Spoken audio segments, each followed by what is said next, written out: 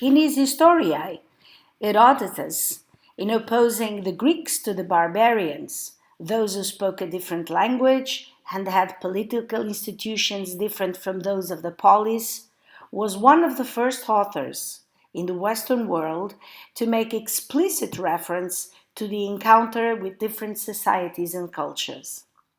The awareness of the diversity between cultures leads him to mention reasons on which it is based, making reference to tradition, which he understands as a complex set of uses, beliefs, values, and behaviors that are passed on from generation to generation. I quote, "In ancient times, the Greeks always distinguished themselves from the barbarians as more educated and stripped of foolish credulities. On the contrary, those who did so were foolish, and this, in my opinion, because they do not believe that the gods have a human form." His thinking will be developed centuries later by philosophers like Herder or Karamzin when they looked at the concept of people. The foreigner's motive, and with it the verification of cultural diversity and the existence of otherness, is present in literature of all times. Of the Odyssey, with Ulysses being welcomed as a foreigner in the lands he visits, to Medea by Euripides, or to the Bible, from the Chronicles of the Crusaders to the travel story of the Venetian Marco Polo, already in the Middle Ages, to the exploration narratives of the 15th century and beyond. The beginning of the modern age, with the knowledge to be conceived as an opening of thought to new experiences, assists the contacts of travelers with very different humanities and explaining the meanings and indications that this encounter could have in the history and nature of man, as it happens with considerations made by thinkers such as Montaigne or Montesquieu, until contemporaneity, in one way or another, and changing through the ages the perception of diversity, its value and its context, according to different circumstances, and contributing to these also the development of sciences such as ethnology or cultural anthropology. The foreign and the awareness of diverse cultures are present in the literature in several ways. However, one cannot fail to take into account that before being a literary theme, being another is an existential condition, a role that is assumed in certain circumstances in which, within a diverse community, one undertakes relations with members of that community and is confronted with particular institutions, customs, and habits different from one's own. To be me, I, in relation to the other, is to perceive the difference within the community itself, the group to which one belongs, often starting from cultural stereotypes, judgments, positive or negative, often irrational, which apply to a group and which become the common heritage of a given mentality.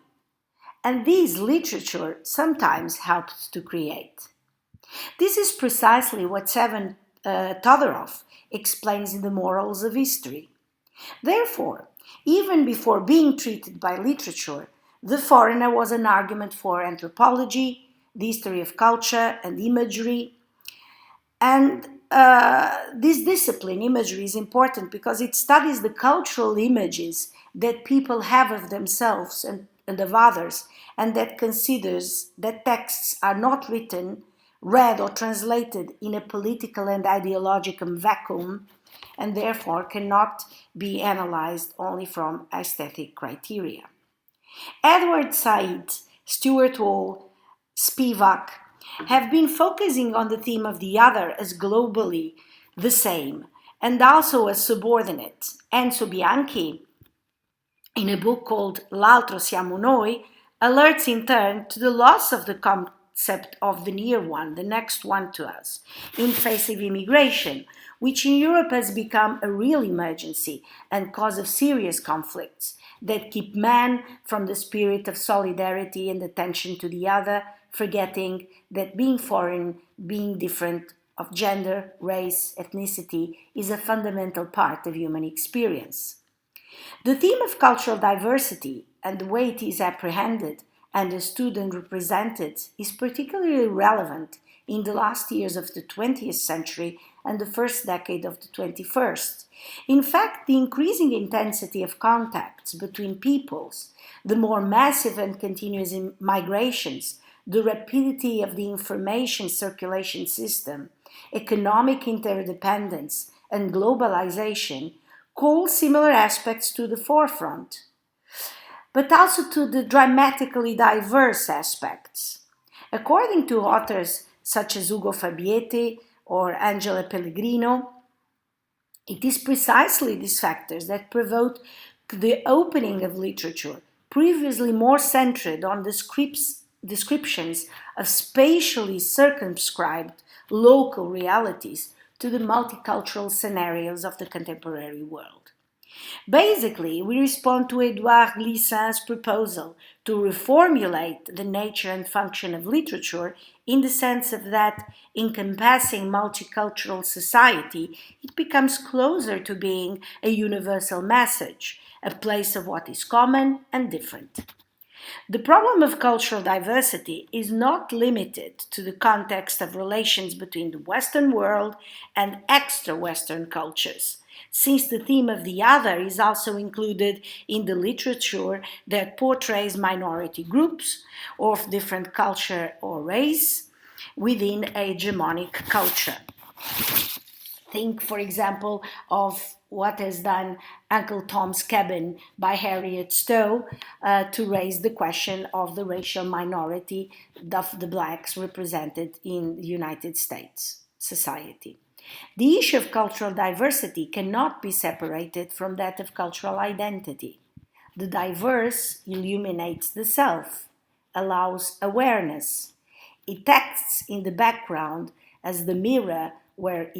one is seen and observed. This does not mean that this image is limpid or clear, in the sense of corresponding to the identity of the reality of the eye,